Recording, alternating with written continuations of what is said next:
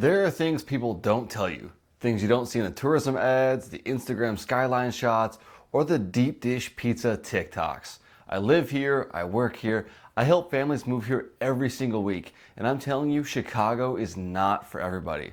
So in this video, I'm breaking down the real reasons people regret moving here, not the fake internet ones you always see, the ones that really matter, so you don't walk into this city blind. Number one, Chicago winter isn't just weather, it's survival training. People from warm states hear cold and they think, oh, I'll just throw on a jacket. No, not here you won't.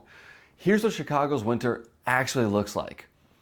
35-mile-an-hour wind that hits you like a breakup text. Snow that shows up uninvited like your toxic ex.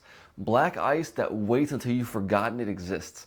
And random snowstorms in April. Yeah, April. Now the wind chill drops to negative temperatures here, and it makes your eyelashes basically freeze. Listen, I spent 12 years in my last career trudging through the snow, freezing, climbing poles. Not those poles. And every time winter hits, I wonder, how did I make it 12 years in that job? And how have I survived 38 years here? And here's what no one warns you about. It gets dark, and it gets dark early. By January, sun sets at 4:30. You walk outside, the whole city looks like it's fighting seasonal depression. And if you're mentally not prepared for this, winter will humble you. It will change your mind, it will change your habits, it will change your entire routine. Now, Chicago winter does not care where you come from. It wins every year. But if you're considering making a move to Chicago suburbs and you need help making sense of things, just feel free to call or text me here. Here's my number. Okay, so the cold weather doesn't bother you, but this next one will. Number two. Let's talk about the thing that absolutely blindsides people who move to Chicago. And I'm not exaggerating when I say this. Illinois taxes do not play around here. They hit you from every single angle like they're trying to speed run your bank account. Now, let's break it down because this shocks almost everyone who relocates here.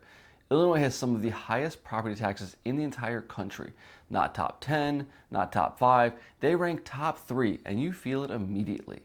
You'll see a $450,000 home in the suburbs that looks perfect. You'll scroll down and see the tax bill's $12,000, sometimes $15,000. I've literally seen homes with $18,000 plus property taxes. People think it's a typo. Nope, that's the actual bill. And here's the kicker. Two identical homes in two different suburbs can have drastically different tax amounts because every township has its own formula, its own budget, and honestly, its own mood swings. Now, when you live in Chicago, you're not just paying taxes. You're paying those taxes. Cook County does things a little extra. Extra fees for vehicle stickers, city stickers, surprise fines, environmental fees, parking fees, permit fees for literally everything. And I'm convinced if you sneeze too loud downtown, they're going to send you a letter in the mail with some fees. And if the taxes don't scare you, this one will. Number three. This is the part that always goes viral, and for good reason. Chicago is a block-by-block city, meaning one street feels like a postcard from 1999, and the next feels like you just spawned into GTA Online without any weapons. The other day, I had a friend call me super casual. He's like, hey man, how's Chicago been? He's catching up, and I told him, it's good. Just throwing on the bulletproof vest, I'm heading out to get the mail this morning. I'm totally joking, of course, but also not really. The news, the viral videos you see online, well, they're real. But it's not the entire city, okay? Still, the randomness is what scares people. And Chicago is one of the most unpredictable major cities in America. It's not the entire city is dangerous. It's that safety changes from block to block, town to town. When I was a little younger, I was hanging out with a girl who moved here from Texas, and she had just found the cheapest rent she could right near her job. And she quickly found out why rent was so cheap. Now let's be honest, social media shows the worst of Chicago. And yes, some of it is definitely exaggerated, but much of it is real and it affects daily life here. Cool, you're good with living in GTA Online, great. But this next one makes me question every time I drive my car. Number four. This is something that will absolutely drain your soul if you move here. Chicago traffic. Because every city has traffic, sure, but Chicago traffic is just built differently. It's like the engineer said, what if we created the most stressful driving experience possible and then never fixed it? Let's start with the biggest offenders. I-290, the Eisenhower, aka the parking lot. If you've ever driven 290, you already know it is less of a highway and more of a shared road rage event for everyone involved. People joke that the Eisenhower is where dreams go to die, and it really does. You're sitting completely still at 11:45 in the morning on a random Wednesday thinking, why? Why is this happening? Who caused this? Is there a reason? Is this just the default setting? And then you realize there's no accident, there's no lane closure, no breakdown, just vibes. Even when Google Maps says 18 minutes, you know deep down, it's never just 18 minutes. All right, I-294, the Tri-State Tollway, the highway under perpetual construction. If 290 is bad, 294 is the highway that gaslighting built, I swear. This road has been under construction since, I don't know, 1972. And not just a little construction, major, life-altering, lane-shifting, good luck, where's my exit today construction. Every time you drive it, something's changed. A lane has moved, an exit just disappeared, new walls have popped up overnight, the shoulder became an actual lane on your right, the real lane number, we have no idea. Even your GPS is confused. It's like, merge right, I think. Honestly, bro, just you're on your own. People who don't live here don't realize how bad 294 can get. 2 lanes, 3 lanes, 4 lanes, who knows? Sometimes semis take up every visible inch of the road, and you're just praying that you can maintain the same speed and get next to them or get by them. And the tolls, oh the tolls, you're paying premium prices to drive on a road that feels like it's halfway done, because it is, and it will be, probably forever. Okay, so don't leave your house, but here's the next problem, number 5. Everyone assumes the Midwest equals cheap cost of living. Not in Chicago. A single grocery trip at Mariano's, Jewel, or Whole Foods, easily $150 to $200 for a normal family. You want organic? Just add another 40 bucks. Snacks for the kids? Just throw another 30 bucks in. A steak? You might as well sign a card note. Even Aldi isn't as cheap as it is in other states. Now, Chicago has incredible restaurants, but you pay for that greatness. Dinner for 2 downtown? 150 bucks easy.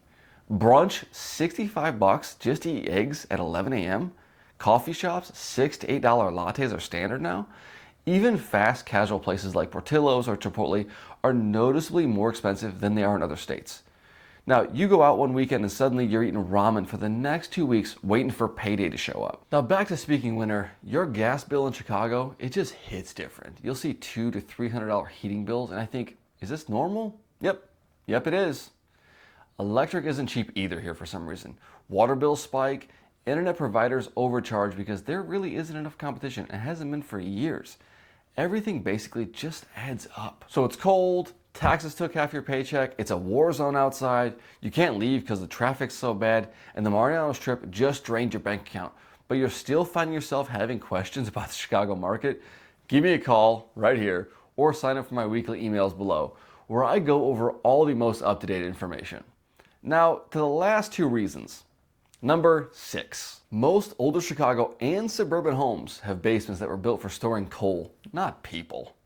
So you walk downstairs and you get ceilings were so low LeBron could probably get a concussion. Floors are slanted like a carnival little fun house.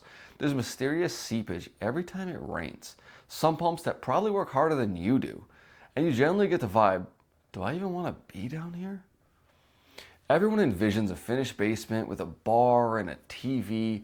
Instead, you get a basement where a raccoon probably could live there for the entire week and you wouldn't even know. Now, older Chicago area homes come with windows that do an incredible job of letting the wind in. You'll see a breeze indoor and think, did someone open the window or door? Nope, that's just your 100-year-old window saying, hi. And insulation? Let's say many of these homes have the same insulation value as a cardboard box. Your winter heating bill will look like a second mortgage once you get it. Now, old Chicago and suburban homes do not do open concept. You get tiny little kitchens, random walls, hallways that lead to other hallways, closets big enough for one shoe. Now, rooms feel like they were added on a dare. If you want open concept, you'll need a structural engineer, some steel beams, 3 permits, 5 inspections, and an emotional support dog. Now, opening a wall is not a weekend project here. It's an Olympic event. All right, we just spent the last 10 minutes absolutely dogging Chicago. We talked about the weather, the taxes, the crime, the traffic, the old homes, the cost of living, and yet, here's the twist. People still move here, people still stay here, and a lot of people never want to leave. Why? Because Chicago does something to you. Let's talk about it. The food scene is ridiculous, and I mean that in the absolute best way possible. Chicago has a food that makes other cities look like they serve airport snacks the entire city.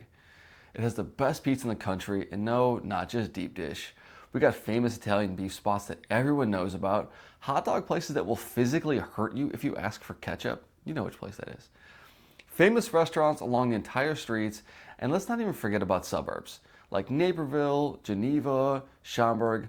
If you move here and you don't gain 10 pounds, you've probably failed. You see, Chicago doesn't feel like one city. It feels like 50 small towns stitched together.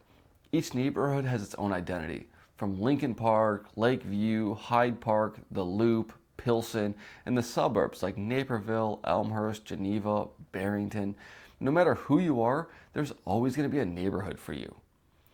And if you're a sports fanatic, Chicago is just a whole different vibe. From the Bears tailgates, the Cubs games from the Wrigley rooftops, the Blackhawks game, the Bulls, I love the Bulls, the White Sox, win or lose, usually lose.